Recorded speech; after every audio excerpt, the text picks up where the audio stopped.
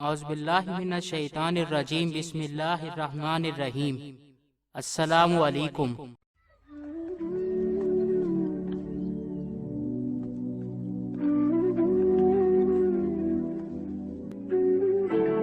عظمی voice کے معزز subscriber فیض احمد فیض غالب اور اقبال کے بعد اردو کے سب سے عظیم شاعر ہیں۔ آپ تقسیم ہند سے پہلے سن 1911 میں سیالکوٹ میں پیدا ہوئے۔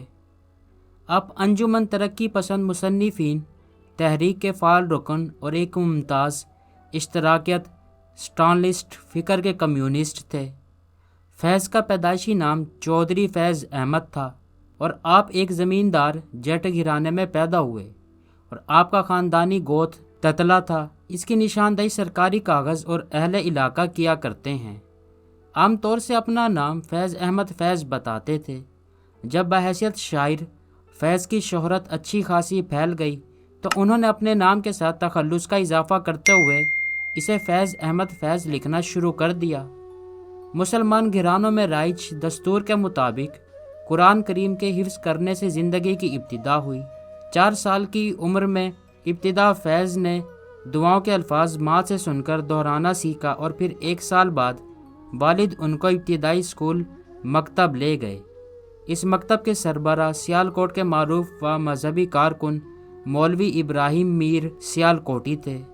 کئی دوسرے قرآنی مکتب کے برخلاف مولوی ابراہیم سیالکوٹی کے مکتب میں بچے نہ صرف آیات قرآنی پڑھتے تھے بلکہ فارسی زبان اور عربی زبان بھی پڑھتے تھے۔ اس سکول میں فیض 5 سال تک سورہ قرآن حفظ کرتے رہے، ان کی صحیح قرأت سیکھتے رہے اور تفسیر قرآن سے واقفیت حاصل کی۔ اس کے علاوہ فارسی اور عربی زبانیں بھی سیکھتے رہے۔ فیض کو ان زبانوں کو سیکھنے میں کوئی دقت پیش نہ آئی۔ فیض کی کم سنی سے سب کا مرکز توجہ ڈرپوک پن کی حدوں کو چھوتا ہوا ان کا انتہائی شرمیلا پن تھا۔ ان کے مزاج کی حیرت انگیز نرمی تھی، جھگڑوں سے بچنے کی اور ہر آویزش کو سبھی دستیاب ذرائع سے رفع دفع کرنے کی ان کی تمنا تھی۔ ظاہر ہے کہ وہ اپنی ان فطری خصوصیات کی وجہ سے وہ اپنے چلبلے بھائیوں کے ساتھ بے قراری اور بے لطفی محسوس کرتے اور ان کی شرارتوں میں شامل ہونے سے گریز کرتے۔ خود فیض نے کہا ہے، بچپن کا میں سوچتا ہوں تو ایک بات خاص طور سے یاد آتی ہے کہ ہمارے گھر میں خواتین کا ہجوم تھا۔ ہم جو 3 بھائی تھے ان میں ہمارے چھوٹے بھائی عنایت اور بڑے بھائی طفیل خواتین سے باغی ہو کر کھیل کود میں مصروف رہتے تھے۔ ہم اکیلے ان خواتین کے ہاتھ آ گئے۔ اس کا کچھ نقصان بھی ہوا اور کچھ فائدہ بھی۔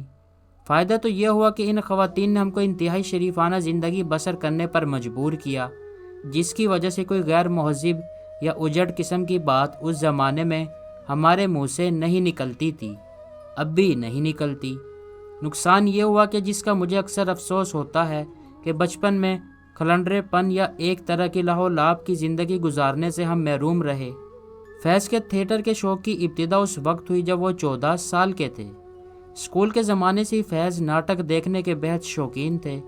لاہور اور دہلی سے یہاں تک کہ دور دراز بمبئی سے بھی ناٹک منڈلیاں اکثر سیالکوٹ آتی رہتی تھیں۔ اس زمانے میں آغا حشر کاشمیری کے ڈراموں کو غیر معمولی مقبولیت حاصل تھی۔ جب بھی یہ اسٹیج پر کھیلے جاتے تماش بینوں کی بڑی تعداد اکٹھا ہوتی۔ فیض اپنے اسکول کے دوستوں کے ساتھ رات دیر گئے تک انہیں تماشوں میں غائب رہتے۔ تھیٹر سے لڑکپن کے دنوں کی دلچسپی میں ڈرامہ نگاری کے بہت شوق میں تبدیل ہوئی، کیونکہ بعد میں فیض نے کئی ڈرامے ریڈیو سے نشر کیے جانے کے لیے بھی لکھے۔ خود فیض نے کہا ہے کہ میں اسٹیج پر جو کچھ دیکھتا اس سے ایک عرصے تک متاثر رہتا، خود کو ہیرو تصور کرتے ہوئے تناؤ سے بھرپور ڈرامائی واقعات کو از سر نو شدت سے محسوس کرتا۔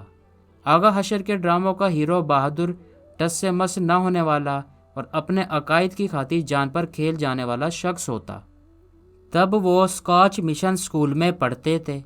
وہ اسکول میں 10 سال کی عمر میں سن 1921 میں سیدھے 4تھی جماعت میں داخل ہوئے اور سن 1927 میں امتیاز کے ساتھ یہاں تعلیم مکمل کی۔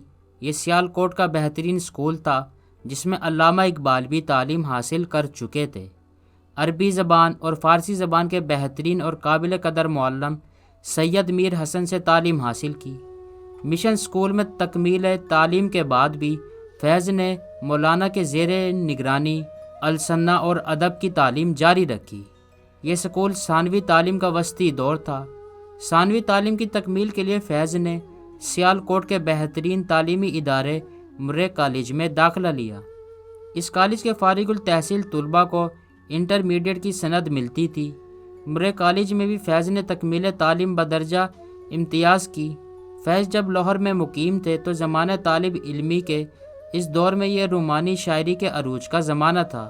مشاعرے ہوتے تھے اور رومانی انداز کی نظمیں اور غزلیں پڑھی جاتی تھی اور رسائل میں شائع ہو کر زیادہ وسیع حلقے تک پہنچ جاتی تھی۔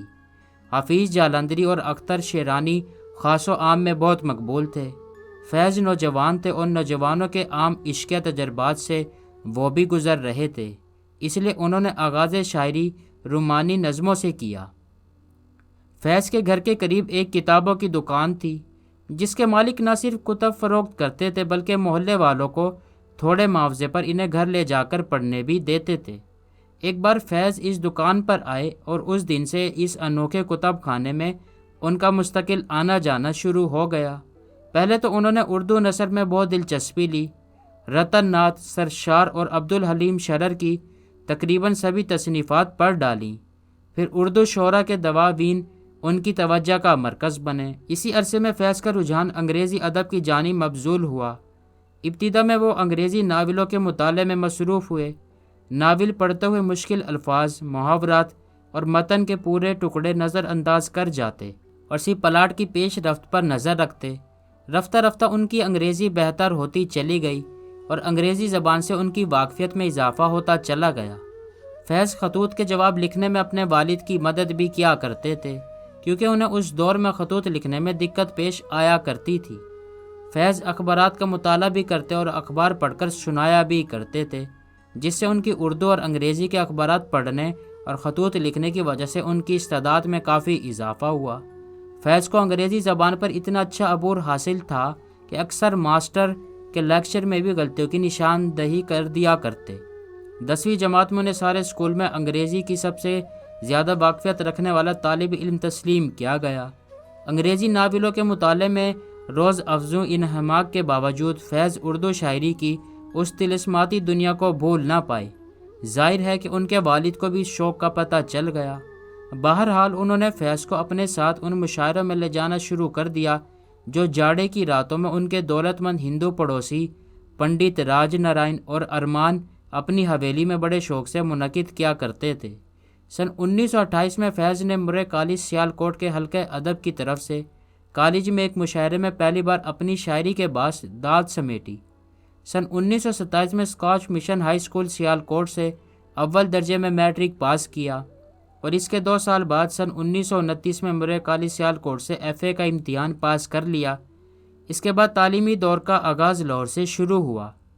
انٹرمیڈیٹ کی تعلیم مکمل ہونے کے بعد فیض کے والد نے مناسب سمجھا کہ انہیں لاہور کی جامعہ پنجاب سے ملحق گورنمنٹ کالج میں داخلے کے لیے بھیجا جائے۔ فیض کے والد سلطان محمد خان نے علامہ اقبال سے سفارش کی کہ وہ گورنمنٹ کالج کے پرنسپل قاضی فضل حق کے نام ایک تعارفی خط لکھ دیں، کیونکہ پرنسپل قاضی فضل حق علامہ اقبال کے دوستوں میں شمار ہوتے تھے۔ سن 1929 کے موسم خزاں میں فیض اس تعارفی خط کے ساتھ سیالکوٹ سے لاہور روانہ ہوئے۔ قاضی صاحب سے ملاقات اور انٹرویو کے بعد جب فیض نے علامہ اقبال کے اس تعارفی خط کو واپس لینے کا اصرار کیا تو قاضی صاحب نے وہ خط اپنے پاس رکھ لیا اور واپس نہ کیا، جس کا افسوس فیض کو باقی رہا۔ گورنمنٹ کالج میں داخلہ ہو جانے کے بعد بھی فیض کی سخن گوئی کو مزید شہرت ملنا شروع ہو گئی۔ یہاں پطرس بخاری اور صوفی تبسم جیسے استاذہ کی رہنمائی کام آئی۔ جنوری سن 1931 میں گورنمنٹ کالج میں مشاعرہ منعقد ہوا تو موضوع اقبال کے تحت فیض نے اشعار پڑھے اور اس کلام پر تحسین و آفرین پیش ہوئی اور یہ نظم کالج کے مجلہ راوی میں شائع بھی ہوئی۔ یہ نظم سبط حسن کے پاس محفوظ تھی۔ گورنمنٹ کالج لاہور سے سن 1931 میں فیض نے BA کے ساتھ ساتھ عربی میں بھی BA آنرز کی ڈگری بھی حاصل کر لی۔ سن 1933 میں انگریزی ادب میں MA اور پھر سن 1934 میں عربی زبان و ادب میں بھی امتیاز کے ساتھ MA کی ڈگری حاصل کی۔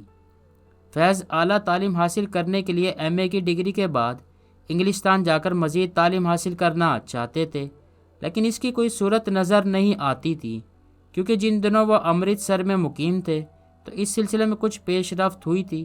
سن 1939 کے وسط میں کیمبرج یونیورسٹی میں داخلہ لے لیا تھا اور ایک اطالوی بحری جہاز میں جگہ بھی مخصوص کروا لی گئی تھی اور ٹکٹ تک خرید لیا گیا تھا۔ ملبوسات تیار کروا لیے گئے تھے، بس جہاز کی روانگی کا انتظار تھا۔ جہاز کے جانے میں ابھی کوئی 10 دن باقی تھے، خبر آئی کہ دوسری جنگ عظیم شروع ہو چکی ہے اور ملک سے باہر آنے جانے کے سب راستے بند ہو چکے ہیں۔ اس طرح فیض دوسرے صاحب حیثیت لوگوں کی طرح اعلیٰ تعلیم کی تحصیل کے لیے ولایت پلٹ نہ بن سکے